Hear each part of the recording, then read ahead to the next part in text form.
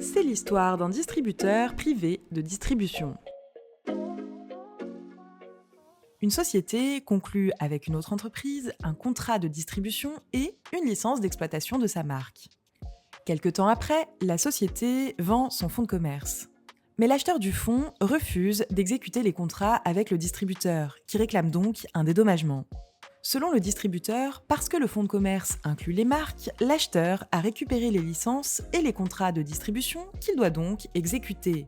Ce que conteste l'acheteur, qui rappelle qu'un contrat de distribution n'est transmis avec le fonds de commerce que si la vente le prévoit, ce qui n'est pas le cas ici.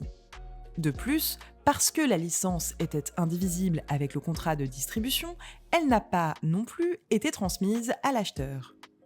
Ce que confirme le juge, si les marques sont en effet transmises avec le fonds de commerce, cela n'est pas le cas du contrat de distribution et de la licence indivisible, sauf clause contraire.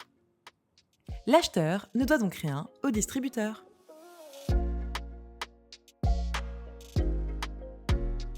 Parmi les éléments composant un fonds de commerce se trouvent les éventuelles marques cédées en même temps que le fonds.